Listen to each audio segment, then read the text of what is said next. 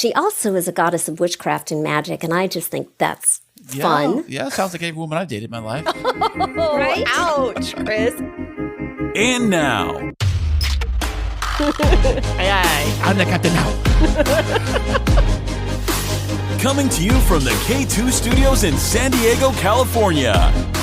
This sounds great. You sound amazing. I always sound amazing. It's the world famous Everybody's hitting off like BFFs. Kris and Kristine Show.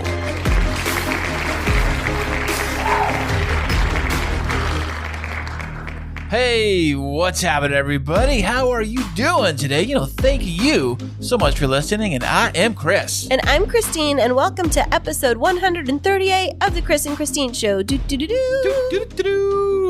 Glorious, fantastic. It is Monday as we record this. Yes, it definitely is. And do you know what else it is, Kris?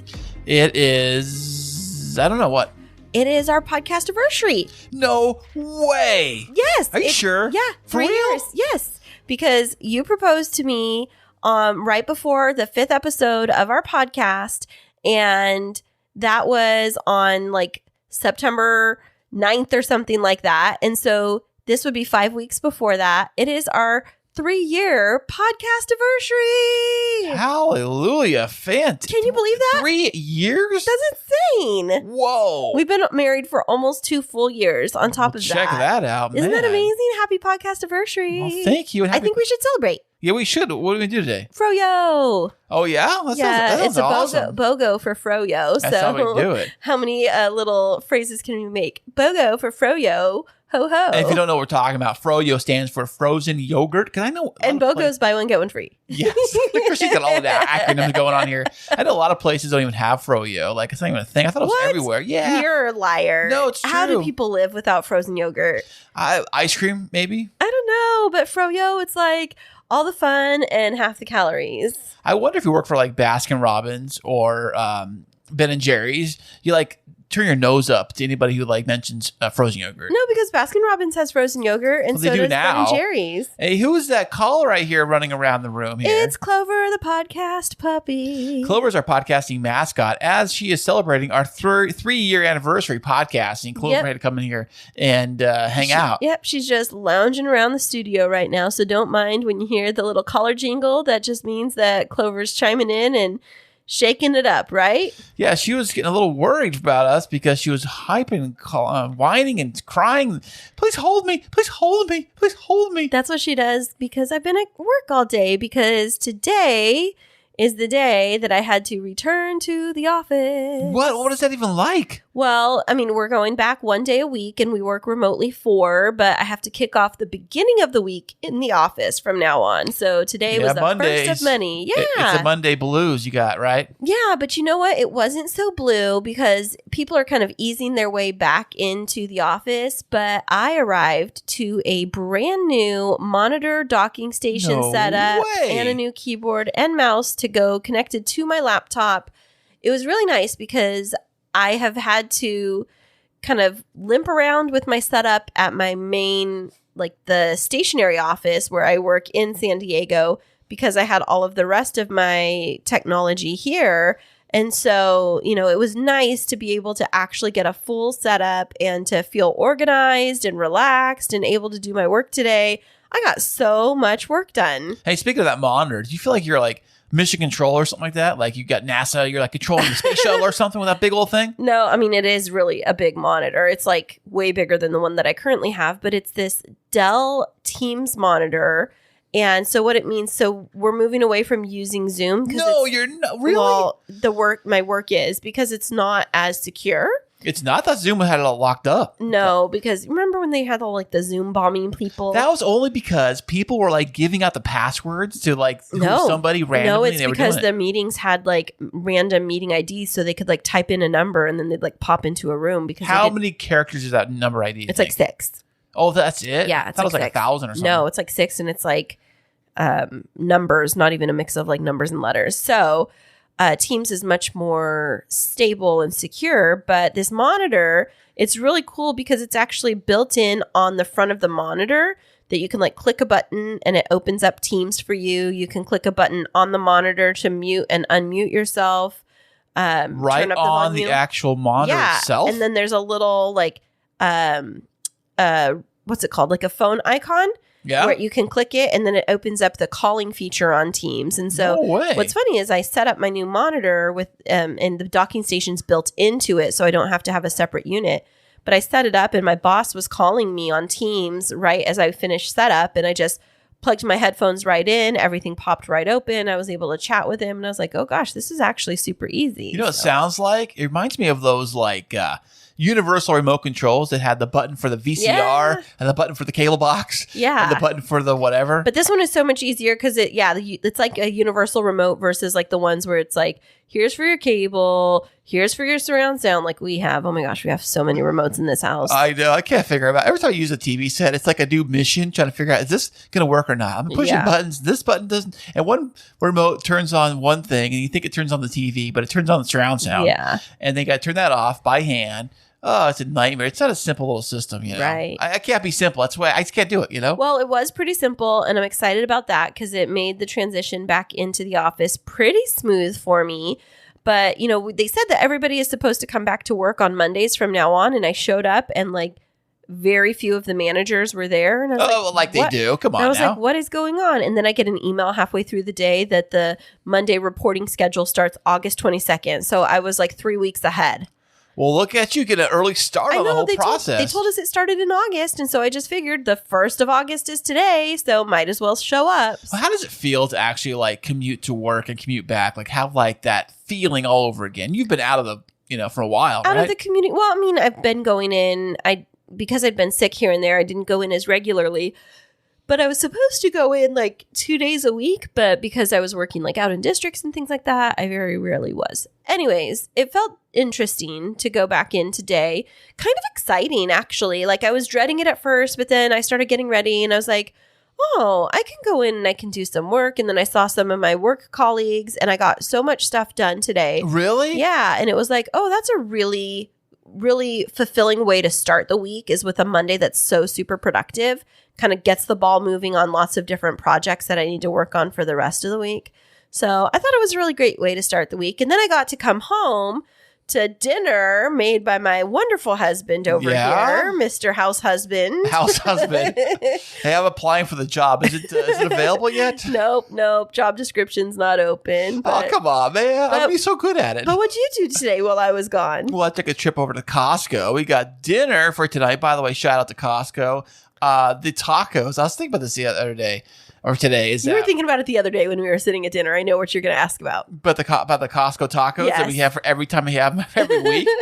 I was thinking, do they ever change those out? Because there was a time, and not that long ago, they didn't have them. They were only there like seasonal, like every like so often. Now they're there all the time. I have not seen them since I've been there. Oh, I thought you were going to ask about your question of in different regions of the country, do they have different take and make meals? I'm sure they do, but the ones here, they're basically like, I think I seen them at the store too. They're like a spicy chicken taco. They're a spicy chicken, pre-cooked chicken, diced up meat, and they've got lettuce and cabbage, and cabbage and cheese. Yeah, cabbage and cheese, plus a couple salsas and a couple limes and a stack of corn tortillas. And it comes in a big package. They're about But are they corn tortillas? Because I think they're flour. No, they're corn. I'm pretty sure I think they're flour. Are you sure? I think they're like a yellow flour because they don't taste like corn. I don't know, but they don't taste like flour.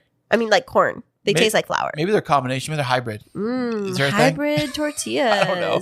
But the whole kit is for like $15, and it serves like 3 to 4 people. Yeah. So we usually hook that up on a on a Monday night or whatever. It's easy to cook up. Just throw it in the skillet and you cook it. Basically just warm it up. You just warm it up. You could just do it in the microwave, but you're like high tech. I gotta cook it on the skillet with a little cover on and everything. Get the burners. I feel like I'm cooking. I feel like I'm actually cooking when I do put things like on the stove. We should call it faux cooking because it's like you're tricking yourself into believing you're cooking. But regardless, I had a hot meal right after I came home from work today, and that was so great. So thank you for that. You are welcome. Chef Kris is in the house. Yeah, definitely. How much money did you spend at Costco today? I don't know. You know, dollars and cents. You know, I mean, who figures that stuff out? Did you walk out with less than a full cart full? Yes, I did. Actually, I did. Yeah. Just only brought like 3 or 4 items. Which is funny. You are allowed to go to Costco and buy only 2 things. Yes. That is a rule. Yes, you can do that. And didn't you say that you can go into Costco and you can buy alcohol even if you don't have a membership? That's what I heard, because they are a club, and Price Club and something with alcohol clubs were banned during the Prohibition era. So they cannot be any rules saying that a particular establishment has to have purchase a card or a club card to go purchase alcohol. Interesting. So you do walk in there. I've never seen anyone do this before, but I heard when you go in there, you tell them you're just buying alcohol, and they're supposed to give you a green card or a ticket or some kind of ticket or identification of some sort, saying you're only going in there to buy alcohol and you do not have a normal Costco card. So you're only allowed to buy the alcohol. Well, we need to call a resident Costco expert to find that out. So maybe by the next edition of the Kris and Kristine show, we'll have an update for you to let you know whether or not you need a membership to buy booze at Costco. Oh, look at Clover here. She's doing a big yawn. I know. She's like, Mom, you're boring me. Let's move it on. I'm holding her and I'm scratching her belly, and she's like yawning. She's sitting on my lap right now. Oh, Clover. She wants to get off, though. Well, speaking of moving on, why don't you tell us about the things that you have planned for you this week? This week, as far as like work or what? Yeah, well, whatever way you want to tell us. Well, it is a new day, new work week coming up for me now. And see, I got the kids here. The kids are going back to their mom's house tonight. Yeah, like an hour, I think. Yeah, their mom's going to pick them up as soon as we're done wrapping this up here. And, by the way, on our radio station, K2 Radio, I just launched a brand new segment. I mean, it's not like brand new segment. Oh, what's it called? Well, I'm kind of working on the name, but so far I've called it K2 Radio. Yeah, you're still working on it. He's like, you put me on the spot, Kristine. I don't have a name. Well, I'm calling it acoustic songs or acoustic sessions, really. Acoustic? Acoustic, like acoustic. Oh, acoustic. I said acoustic. No, acoustic. That's what I said, acoustic. Acoustic. You're a cute. Thank you. You're a cute stick. Thank you. Cute. Clover's a cute too sometimes. But yeah, so what I've been looking up is for live acoustic performances by all well-known artists. And like who? Well, I put the very first session out today as you hear this. Today, I know. The very first session has 4 artists, 4 separate tracks. I have the band Bush. I have the band STP before. It's all, I mean, obviously. What about Celine Dion? I'm working on her. You know, she's hard to book sometimes. You know, she's busy. You know, up in Canada and stuff. You know, it's cold up there and stuff. You know, and all that. But see what else? Nirvana. I have a track by Chris Cornell. I found. I put that. Those are all on today's show. So if it's acoustic sessions, like what is the inspiration behind that concept? Well, I've kind of the idea of having them being live in the room, just playing on a guitar right in front of us, like that feeling, you know. Which so you everybody flew them all loves. in here? I sure did, yeah. Man, look at you, Mr. By the way, do not look at the credit card bill. Mr. Rockstar. I know. Fly it all in here, you know, get live shows here happening. So it's going to happen on K2 Radio. I have it set to go 7 a.m. and 4 p.m. every day. Okay, for good. a month until I change it out. So 7 p.m. and 4 a.m.? No, other way around. Okay. 7 a.m. and 4 p.m. Got it. On K2 Radio. And at specific time, by the way. And remind everybody how they can find K2 Radio. Well, if you go to Live 365 app. Yes, live365.com. Or the Live 365 app. Yes, and you just search up K2 Radio. And so they can just stream our radio station? That's right. And how many hours is it running a day? 24/7. 365, baby doll. Wow. Oh, that's why it's Live 365. That's how they call it. And it rhymes. I just realized that. Well, I'm really proud of you. You've started off. I mean, it's really great for us to reflect on where we started 3 years ago. If you listen back to those first couple of episodes, we were just trying to figure things out. Yeah. And we were having fun. And we didn't know where this was going to lead. And after a week, Kris was addicted and we started doing weekly podcasts. And now, look at you. You have 2 podcasts. You have other people that reach out to you for your expertise. You run our social media. You DJ a radio station. You learned how to create websites. What do you think is your biggest accomplishment since we launched the Kris and Kristine show 3 years ago? You know, that's a very good question. I think that... If you remember correctly, the very first episode, the very first time we cracked the mics at all, I was like, can we even do this? Like, is it even possible to even make this even happen? And I was like, I think we can do this. And we did do it. And I was kind of shocked when we did pull something off. It wasn't the greatest. We pulled something off. And I was like, wow, that was kind of fun. And then your friend at work was saying how great it was. Yeah. He was listening to it. Was it Beef and Bitmojis? Was that our first one? Yes, it was. Aww. And you had coworkers saying it was great. Family members mentioned it, saying that it was great. I was like, wow, people actually listen to this. It's like, they like me. They really like me. Exactly. It's exactly what it was. And I was like, yeah, this is kind of fun. I've always wanted to be on the radio and do this kind of stuff and podcasting and like not so much really like I do the YouTube stuff too, but not as much because some people are always like, hey, you got to do the YouTube channel. You got to do the YouTube stuff and do the camera stuff. Yeah. That's a lot of work. Video work is no joke. I mean, it isn't. To do it right with the different audio tracks. I was even thinking about this. Was it during Comic-Con, I believe it was? Or sometime actually going down there and doing like a full-on man on the street, recording the audio on one device and getting the camera footage on another device and trying to figure out how to put it all together and have multiple people down there recording stuff. That's a job. All right, Squirrel. Back to my question. What was your question, babe? My question was, what do you think has been your biggest accomplishment in the past 3 years, little squirrel? All of the above, baby doll. All of the above. What? You didn't tell me. I just did, babe. About going and interviewing people? Tell me what it is. What do you feel like you are proud of accomplishing? I think with podcasting, what people do realize when they get a podcast is that they, for the first time ever, get a chance to talk to people they normally would never talk to. Oh, yeah. That's a great one. And I know that for a fact that a lot of these smaller shows, or like shows that do interview shows, I mean, they would never, ever, would have a chance to talk to any of these people, meet them in person or talk to them ever at all, if it wasn't for the fact they had a podcast. Yeah. And if you think of the places that we've had guests from all over the world, from all different walks of life. We've had from many different countries, from pretty much all of the continents, except for Africa, I think is the only one that we still need to have. Maybe a couple more, but we've had a lot of different guests from a lot of different walks of life, a lot of continents, and a lot of different backgrounds, and they just bring such a great perspective to our show. It is, and it's funny how the technology works, because when we first started, like I said, I didn't know how to even do any of this stuff, I didn't know when I first thing I did was looked up, how do you make a remote call or talk to someone over the internet and record it at the same time? How do you even make that happen? I was looking at phone calls. I was looking at use your phone. I was trying to figure that stuff out. I didn't know what Zoom was. Right. And now you're saying Zoom's garbage. It's no good. No. I wasn't saying it's garbage. I said that my work is moving away from it because it's not as secure. But anyway, you totally distracted me from talking about all of these amazing guests we've had on the show. But don't blame me. Blame the cute dog in the studio, If you didn't hear, Clover was whining because she found a piece of popcorn underneath one of the bookshelves that one of the kids had dropped. And so we had to distract her. Oh, as you said that, she's looking in that area like, hey, now I want that. Yeah. Well, we know we've had a lot of really exciting guests. And this week we have another fantastic guest. Speaking of being around the world, she has a really unique story of how her and her husband celebrate going to new countries. Right, Chris? Yeah. Can you believe they get remarried in every single country on Earth?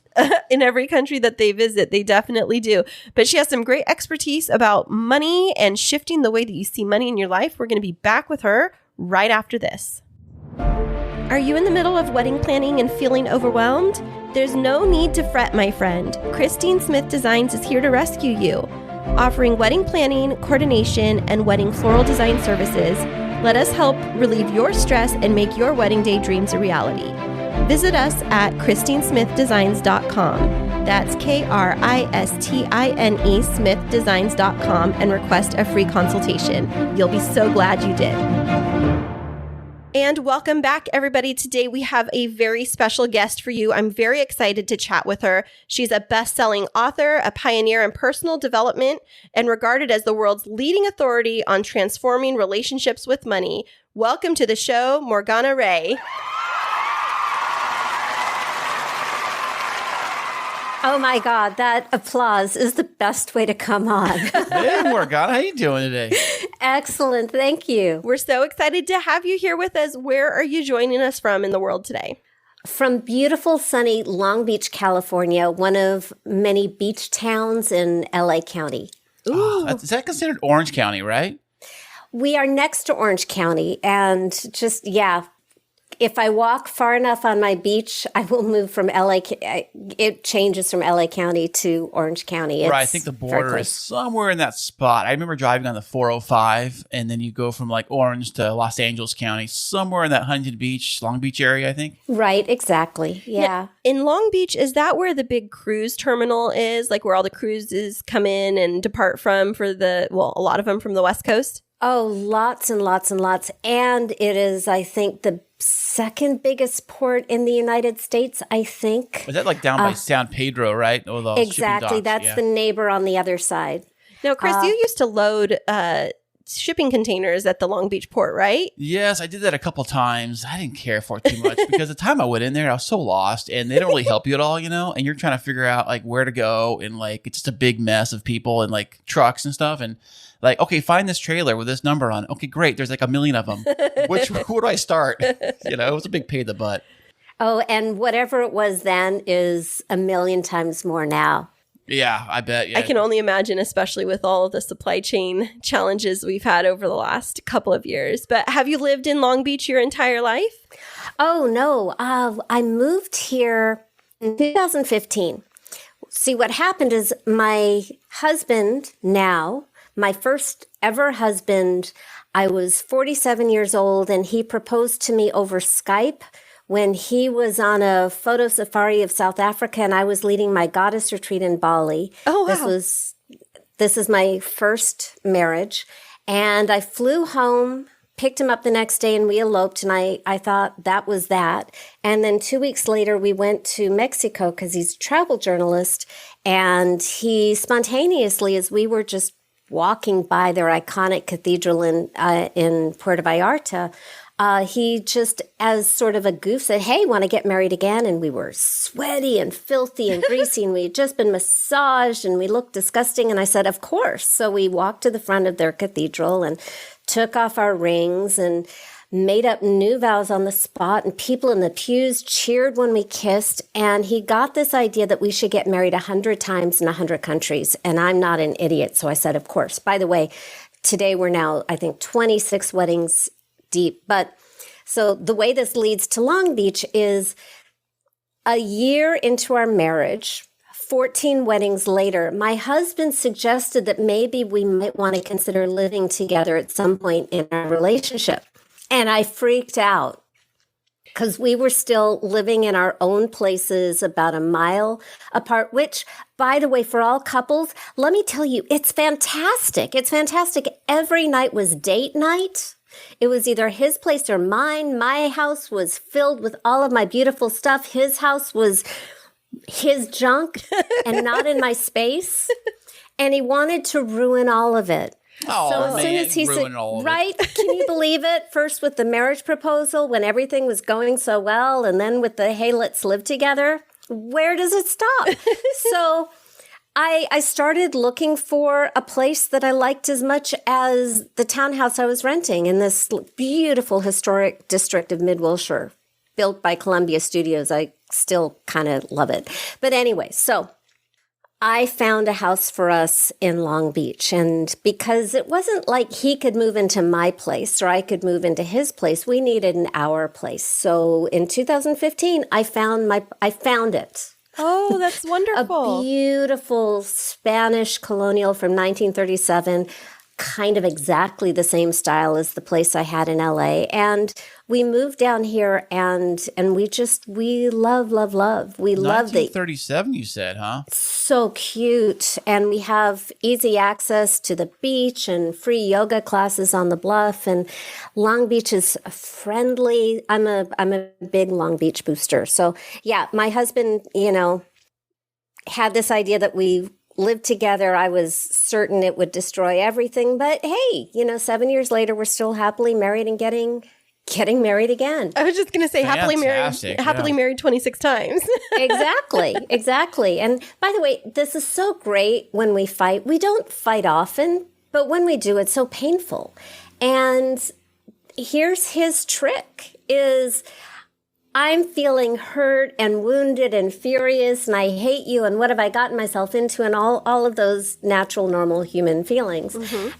And then he'll say, look, I'm not going anywhere. I married you 26 times. I'm not going anywhere. I love you. I think we have so much more in common. He's such a relationship genius that way. Oh, what a hero. What I was going to say is when you get married 26 times, do you have to get, heaven forbid, 26 divorces? Well, that's the thing, is we're stuck. We're stuck.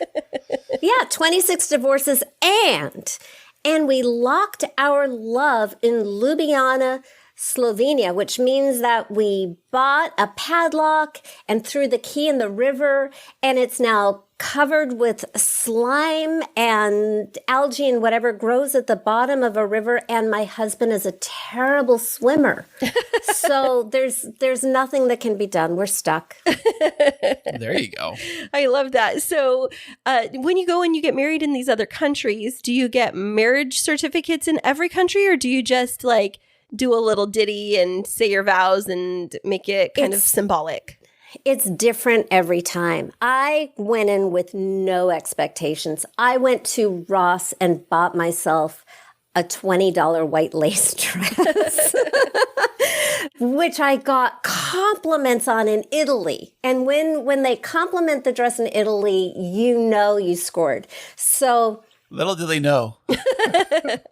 So it's a cute dress. But anyway, it depends on the country. Again, because my husband, a combination of things. My husband is a travel writer, and then I have become very popular as a speaker. So we had a wedding in Manzanillo, Mexico back in 2019. That was huge and extraordinary, with like 40 Mayan dancers and a piñata and a dancing horse and a 10-year-old like rope lasso champion and incense and magic and all this kind of stuff that was created by an anthropologist. So this very authentic Mexican Mayan traditional wedding. I had no clue it was coming, but it was at an event for authors, an author award gala, and the host wanted me to be a speaker. So she said, well, if you come down, we'll marry you. And I said, that's a great excuse. We're coming. There you and go, I yeah. thought that she would just like marry us in a corner between events. Like I packed yoga pants and a tunic. That was my wedding gear. And I get down there and there's like this huge to-do that I had no expectation of, and it was amazing. So some places it seems really official, like Lake Bled, Ljubljana, they had their mayor in this fantastic like medieval grand poobah costume, cracking jokes about first night privileges, and a translator and the legal Slovenian wedding vows then translated into English. And we're in this 1,000-year-old fairy tale castle on the top of this little bluff, and this beautiful lake and a princess island down in the middle, and everything's glistening. It was my Cinderella wedding that I never knew I needed, but I really, really did. And so that was probably legal in Slovenia. We had another day-long medieval castle wedding in San Marino, which is a little republic, that the oldest republic in the world, and it's on a mountaintop in the middle of Italy, but it's its own country. And the whole government is into medieval cosplay. Oh, wow. So it's like the mayor, or I guess it would be the king, or who is it, a king? Well, they have, it's a very specific government that I think either trades places or it's a co-principality, but I don't even remember how the government is organized, but it is a republic, and I used to know how it was organized. But you had all of these like tourism officials and government officials who were into medieval cosplay, so they were all dressed up and they gave us costumes, and the guy playing my dad is this incredibly hardcore guy who worked for the Foreign Legion, and he was a bodyguard for the Pope, and he's posting on Facebook all the time with these ginormous guns, and he played my dad, and he was telling my husband, you break her heart, and then he makes that like I'll cut your throat motion. Oh gosh, I'd be scared to death. But it was so cool. Oh, and I almost forgot the most important part is after the wedding ceremony, which was all day, and I'm up in this tower in my medieval underwear waiting for the marriage negotiations. And then these 4 ladies in waiting and 2 guards come up and they dress me, the women dress me and sing songs while the men like stand outside. And then we have this wedding ceremony. And then after they marry us, they knighted my husband. Oh my gosh. Whoa, really? They can do that? Yes, he is by the government of San Marino. He's a Caballero de San Marino. Does he get like a parking space up front? Or what? Or a special perhaps, knife or something? But, for all of my little girl fantasies of a knight in shining armor, I have my bona fide, my husband is a knight. That's for amazing. reals. Well, that is fantastic. So you're an expert Kristine's expert at weddings. You're an expert in getting married. So, Yeah. 2 of you guys need to get together. We should go into business together and I could just be your wedding planner for all the remaining 75. Oh, that would be so wonderful. Some of the weddings are just like, hey, you, little girl behind the desk at our hotel, can you read the script? Oh, yeah. That makes a lot of sense. Now, with your husband being a travel journalist, I know that you go to different countries and you end up getting married for speaking and other reasons, but do you travel a lot with him while he's engaging in his research and writing for journalism?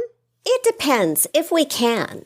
Like, there's a fabulous tour host. It's called Flow Tours, based out of Florida, and they specialize in these amazing sort of off the beaten track tours. Our first trip together as a couple before we were married, we went to Armenia, Republic of Georgia, and Azerbaijan, which was mind-blowing. And they do a tour that we really, really want to do of the stands, like Kazakhstan and, all a bunch of the Middle Asia stands of these countries that just seem so exotic to me, and that we were going to do that, and then the pandemic hit.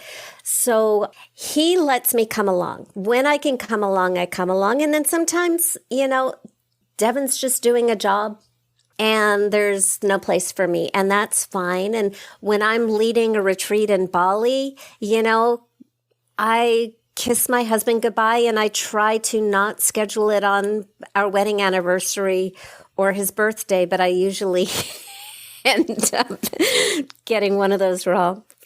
Well, Kris had a question for you, but I have to ask something just beforehand, is that you mentioned a goddess retreat in Bali, and I've seen some of my different girlfriends posting about goddess retreats in Bali. Is that like referring to a specific type of retreat there, or are all retreats in Bali for women considered goddess retreats? Oh, no, this is a very specific retreat. I've also done it in Mexico. It's primarily for women who want to work with me specifically, and my signature process on transforming relationship with money, which is called financial alchemy. That's what I'm world famous for. And once a year, although I don't know that I'll be doing it next year because I've got some other things planned, but I do this really deep dive coaching retreat with a handful of women between 3 and 8. And I coach each one of them individually to slay their money monster and have a new relationship with money. And my women have made millions of dollars. Sometimes they come with something else. Like on a recent retreat, a woman was having a terrifying health challenge that was literally making her go blind, a neurological challenge. And so I actually coached her on her relationship with health. And the cool thing is that I'm following up with her after the retreat, and the symptoms of this neurological autoimmune disease are going away after the retreat. Like, her health is actually coming back. So I was a geeky religion major in the late 80s. I got my degree from Smith College in religion. To my father's... Are you talking about like Christianity or religion in general? Religion in general, world religion. Okay, gotcha. More from the perspective, I was the kid who was always asking these big questions like, what is it to be human? What is the nature of reality? How do we have a better experience? And those are that's why I'm a coach now, and that's why I studied religion, looking for, well, how do people around the world answer these questions? And my poor father was like, why can't you get a real major like government or writing? And ironically, I've used this obscure, bizarre, fun degree in my professional life, drawing from mythological archetypes. So I work with women individually on the relationship with money. And then I found seven different goddess archetypes that I like to use because they embody our powers and our challenges in 7 different areas of our lives. Okay, go right ahead. Floor's all yours. Yeah. Well, I start with the relationship with money, which is really a metaphor for our relationship with life and existence. So I use the mythology of Psyche and the god of love, which kind of parallels. She thought she married Eros or Cupid, not knowing who he was, thought he was a monster and almost lost him. So we start there. Then we move on to Aphrodite, our relationship with love, our bodies, our need to be appreciated and wanted and admired, I think is just a really deep human need. Persephone, how do we use our victim experiences for our own empowerment and to help others? So I like to use the goddess Persephone for that. Hecate, in mythology, Hecate helped rescue Persephone when she was kidnapped and dragged down into hell. So Hecate is the next goddess. I use her as our archetype and our goddess for setting boundaries, saying no. She also is a goddess of witchcraft and magic, and I just think that's fun. Yeah, sounds like every woman I've dated in my life. Right? Ouch, Kris. Ouch. Goddess Athena, who is the goddess of wisdom and strategy, and she's Kristine, also really that's you. yeah. Well, she can get a really bum rap in the world, and she can also be very lonely and attacked. That's the challenge for Athena women, especially if you're visionaries and women. You can find yourself standing all alone, everybody telling you that you're crazy or being jealous of you. It can be very lonely and unsafe for Athena women, which is why I add her at the very end, because when you have the charm of Aphrodite and the sisterhood of Artemis and the heart and soul of Persephone, when you step into Athena and you're this visionary and this leader, you're also really, really enrolling, and you have a tribe of people who want to carry your message for you. And then it becomes easy, especially for women leaders and business owners. You need to have sisters and friends and fans helping you. That's what makes it sustainable. And then finally, the last goddess is Lakshmi. I jumped from Greece to Asia because there's no true abundance goddess in the Greek pantheon. Fortuna is really fickle, but Lakshmi is sort of all of it. She's abundance and protection and happily married. And everything that you want just rolled up into one. And when all the goddess archetypes are integrated, you naturally embody Lakshmi. So that's my pantheon for my money goddess retreat. So with that, Morgana, do you work specifically only with women, or do you take on male clients also? I have always worked with men. There have been times when I had more male clients. The retreat, sorry guys, that's women only. Okay, come on. Yeah, Come I on. know. I'll be a lot of fun. I'll be so much fun hanging out. You know? Of course you will, and no. But no, I love coaching men. Men are tons of fun. One of the unexpected consequences of coaching relationship with money that I never predicted, but what I noticed is, so when a man slays his money monster, and the money monster is kind of the underlying behind the scenes root cause that shows up as money drama, scarcity, or being the bank instead of the person. Just I've coached people on public assistance, and I've coached billionaires, so we'll just call it money drama. When a man slays the monster, which is the personification of the root cause, which will make sense if I'll try to share my story just to give it context. But what happens, which is really fun, is when they've slayed the monster, which is no easy feat to do, you can see it in their shoulders. Like they stand taller and they feel like heroes. And they show up in the world with that sort of confidence, which is really, really attractive to money, obviously, and clients, but also to romantic partners.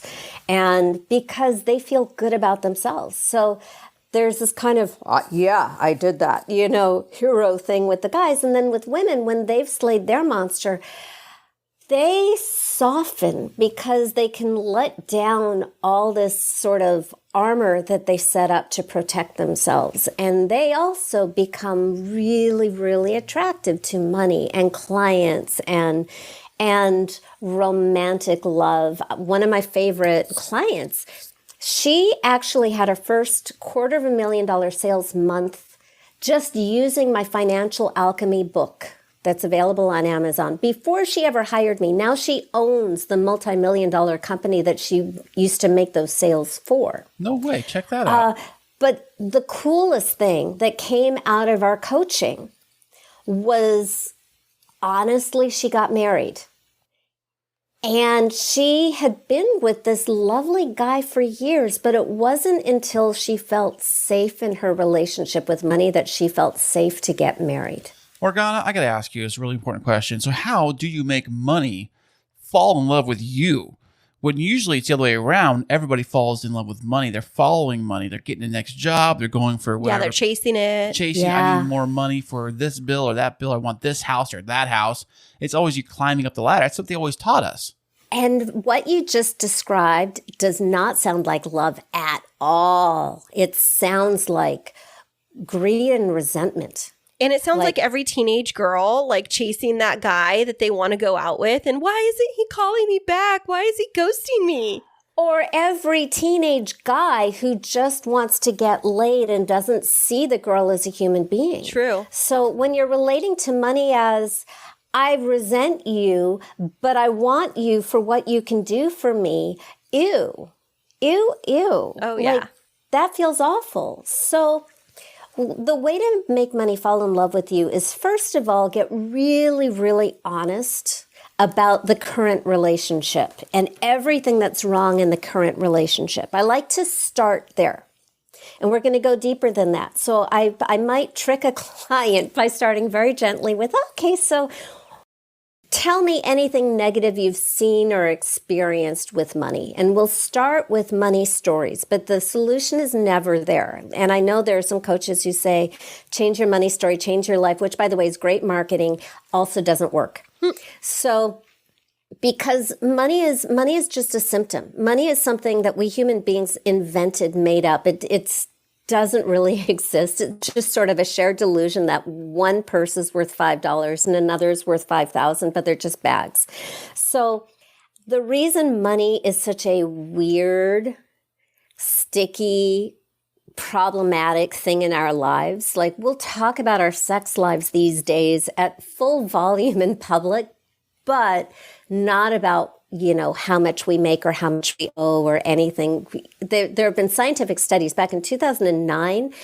They would take studies when people are talking about love or in relationship or a picnic and they're all in that loving place, different parts of their brain lights up. And as soon as the topic of money comes up, all the loving, happy, expansive, relaxed, best human parts of the brain shut down and the survival, frightened, competitive part lights up. So we know that. We know that that's what money does, and that's what I want to change. So first we start with maybe the negative money ideas, but it's what money represents. That's where you're going to find the real root cause. So money represents love. Money represents worth. Money represents safety. And, when it comes to health insurance in the United States, our right to exist. And it represents power. Do I have power or not? If you look at our first relationship with money is our relationship with our parents. Did they make us feel loved, safe, worthy, powerful, or not? And a lot of us had great parents, well, as good as they could do. But I've coached people who had lovely parents in childhood, and that kind of set them up for a big disappointment when they got out in the world, and they were not loved and valued and safe and powerful as they expected. Is that like everybody gets a trophy kind of, the crowd where grew up where like the parents paid for everything, they took them everywhere. If they needed money for anything, the drop of a hat, they were handed to them. So when they get in the real world and get a real job and they do a subpar job, the boss may fire them or discipline them. Yeah. And you're like, what? Painful reality check. I even had a friend who specifically coached children of celebrities because once they go to college and they aren't special, it's a real shock. Mm-hmm. So when you get it's sort of like being an attorney making a case against every painful thing in your life. And to my people who are into law of attraction and positive thinking, fabulous, I would take off your positive thinking law of attraction hat temporarily and put on a victim hat instead temporarily and really go into any life experience that made you feel unloved, unsafe, not valued, and powerless. And it can be accidents or violence or an illness or a teacher who said something that hurt your feelings in passing. It really can be something that seemed nothing at the time, but really had an impact on you, made you feel not good enough. That's where I want you to look, and I want you to build up enough of a feeling about that you actually are like really engaged, full body, emotionally. That's necessary for change. That's lighting up your neurology. It's a key requisite of neuroplasticity. I want to rewire your brain around money from this monster of scarcity and limitation, and you're not good enough and the world is unfair. And I want to light up all those feelings and all those beliefs. And then through a leap of weird creative imagination, I want you to imagine that there's an actual person who's been pulling the strings in your life, your whole life, to create every terrible thing that you've ever experienced, and beyond that, all the things that are wrong with the world. And it's an imaginary person who is targeting you specifically. And it's necessary to do this because until we make it a person, it's just like a fascinating abstract idea that we could discuss forever and nothing changes. But when it becomes a person who has a size and a smell and thoughts and fingernails and teeth and eyes and opinions about you and wants to do something to you, that becomes very real. And that's step number 2. The first step is uncover the root cause. Step number 2 is personify the root cause. And we call that your money monster. And that is the flesh and blood embodiment of your unconscious relationship with money. So I love that you just said that, Morgana, because Kris and I, we talk a lot about money in our relationship. Actually, we were sitting down because we're leaving on vacation in a few days with our family, and we were charting everything out in terms of our expenses so that we keep on track with it. But one of the things, Kris, when you and I are talking about money or when bad things happen to you, what do you say? I don't know. I mean, you tell me what you tell me. You make comments like nothing in my life ever goes right. Oh, it's always the F me life speech. Yeah, F my life. Everything always hates me. But one of the things that you were saying, Morgana, really stuck out to me is because when even I do that, like, oh, why does everything bad always happen to me? But that's leaving it like nebulous and you don't know where the hit is going to come from. But if you were to take all of this negativity and attribute it to a monster, like the money monster or the bad mojo monster or whatever, then you can start like defeating that in some way, which I know you'll probably get to, but it makes me think about like when it comes to money. So for perfect example, and Kris, like I've said before we even started this interview, we like to be very personal. So over the last several weeks, and we have had a decent savings, but we had hit after hit financially come to us that was very unexpected. First, it was because we bought a new house. It was this supplemental tax bill that was several $1,000s. And we were like, okay, we can do that. You know, we have the savings. But then it was our sports car. The clutch went out and that was another, several $1,000s. And then it was that came back from being repaired and it was one more thing with the car. And then it was something in my car broke. And then it was like, why is the universe out to get us? And I think what you're saying is, instead of making it so abstract, like there's some force outside of our control that's out to get us, personifying it and like making it as if it's a monster. Is that what I'm hearing? Yes. And what I really want you to do, and to anybody listening, let me tell you, the person who is in the most anger or anguish and anxiety right now, you have such a huge advantage on this process. So if you're in it, yay you, it makes it really, really easy. So I want you to take those thoughts and beliefs and act as if they're real. Act as if, wow, the universe is really out to crush my hopes. And it's, by the way, side note, it's not just money. I did this process years ago on a woman who had been trying to get pregnant for years and years and years and years. And she just felt like she was like her nose pressed against the glass, looking at this world of happy families that she was denied. And within a day of slaying this, what do we call it, infertility monster, and having this new relationship with fertility, the next day she tested positive for pregnancy. Look at that. And she has 2 kids now. Wow. So I've had multiple like health things resolve. It's because it's what we're really talking about is relationship with life. I like to focus on money because it is the biggest monster. It touches absolutely every facet of life. So it's the easiest to make a monster. And it also is an area of life that needs our healing and transformation the most. So take all that as if you really are the victim, and the universe hates you and just really wants to destroy you bit by bit by bit by bit, and then make it a monster. And then step 3, and by the way, the monster cannot be you and it cannot be your parents, because in step number 3, you make a choice to destroy the monster. Only one of you gets to survive. And so you put everything that you don't want to continue in your life experience, and you believe it. You believe that all this is wrong. You believe that this monster is real, because whether you do consciously or not, your unconscious believes it's real. And you put it into this monster, and then you decide to destroy it, obliterate it, leave no bloody bits, suck it up with the universal vacuum cleaner. By the way, I tend to appeal to a very peace-loving and often vegan crowd. Okay. Very spiritual, and this can make them uncomfortable sometimes. But I just say, channel some sacred warrior and really slay this monster as dramatically as you want. There's so much energy to that.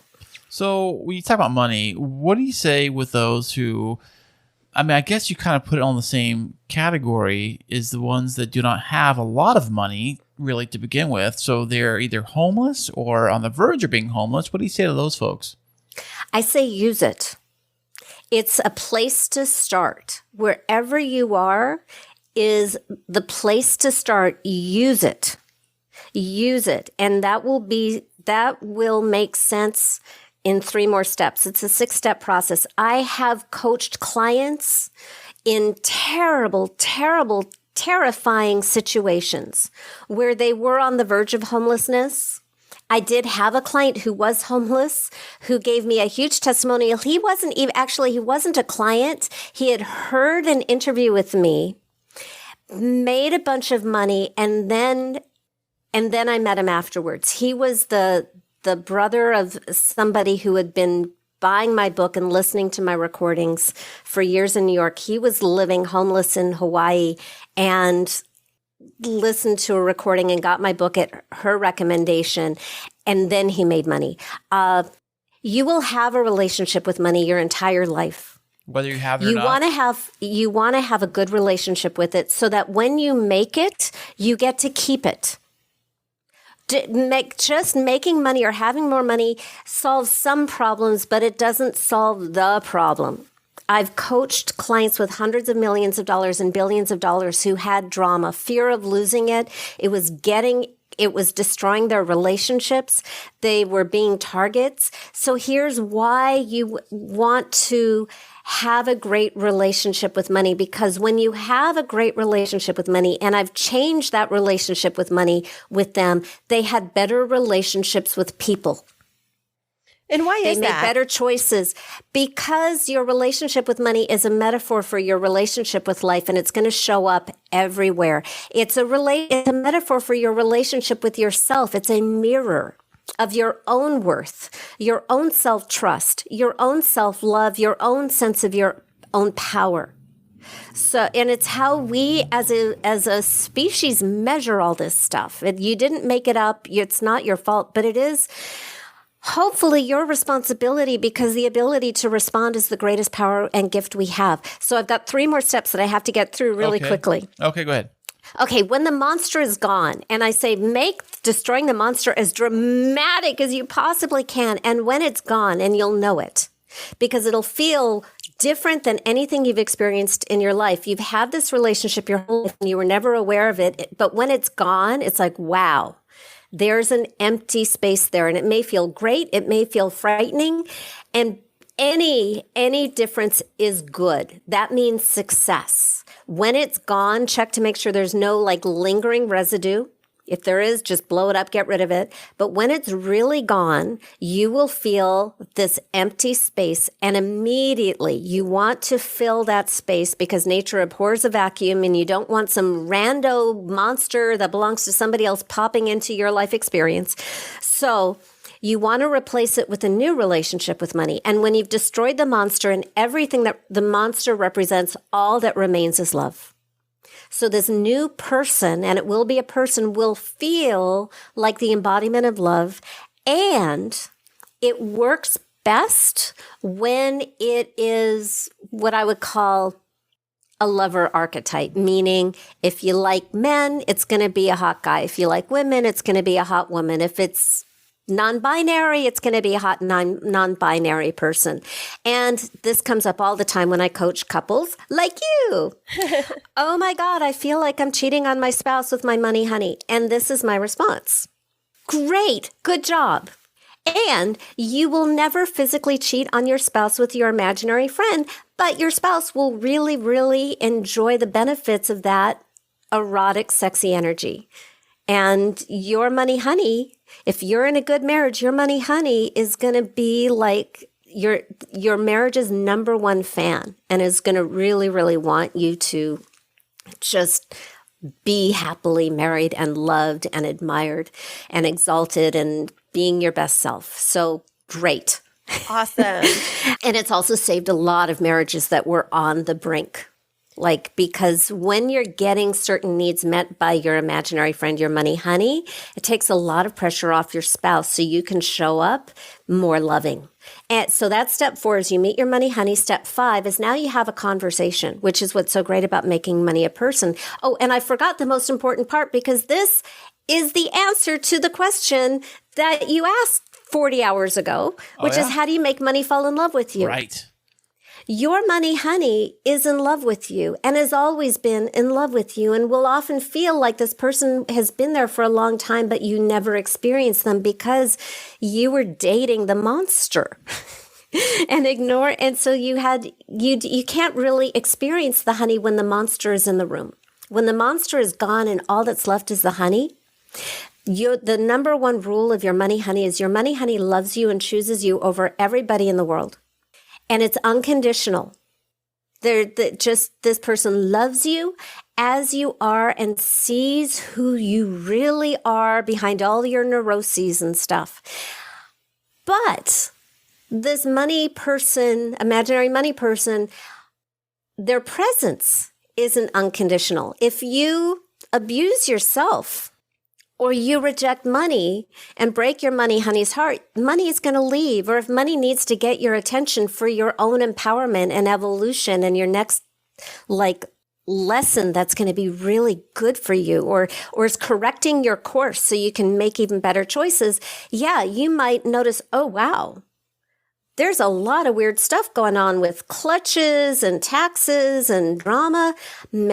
What does money need me to know so that I can let go of this pattern and have more abundance? What do you need from me, money, so you can be with me the way you obviously really do want to be with me because you love me?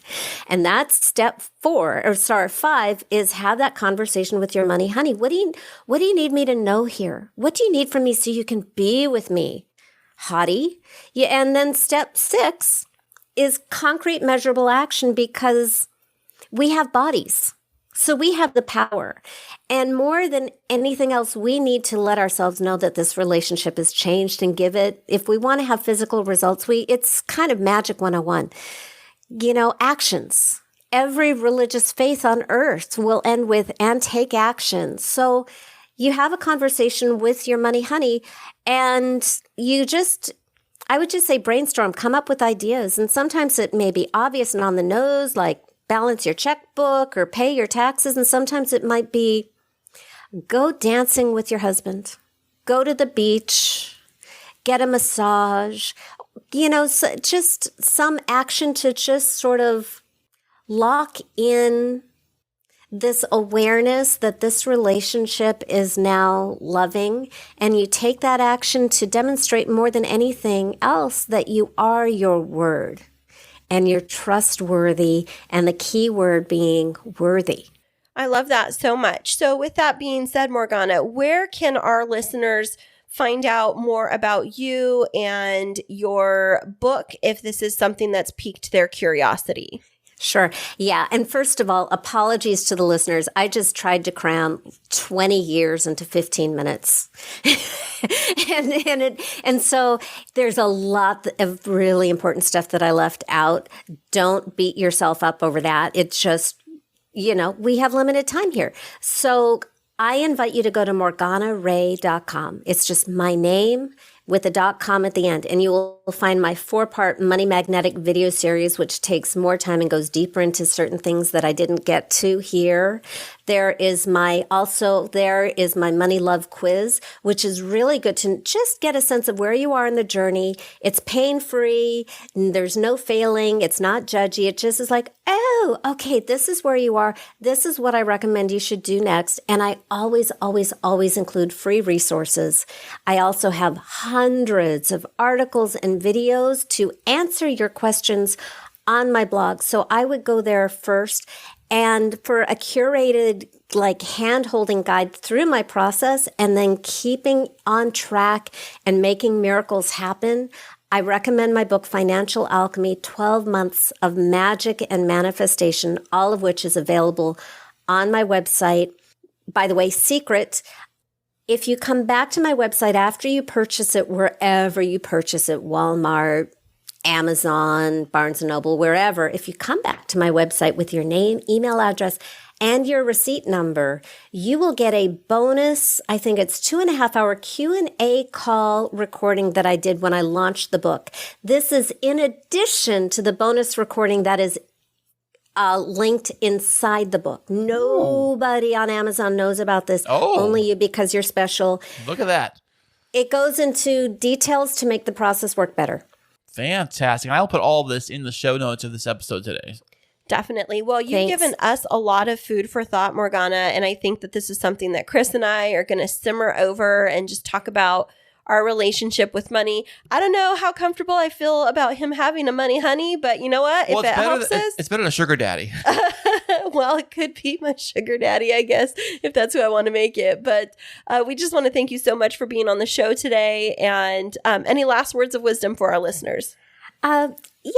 Change happens at the speed of safety. So if you've been doing everything right and you aren't getting the results that you desire and deserve, it is in my experience, having coached many, many thousands of clients over the last almost 30 years, that the odds are you are protecting yourself from what you want. You have very, very good reasons. You're not crazy. You're protecting yourself from what you want.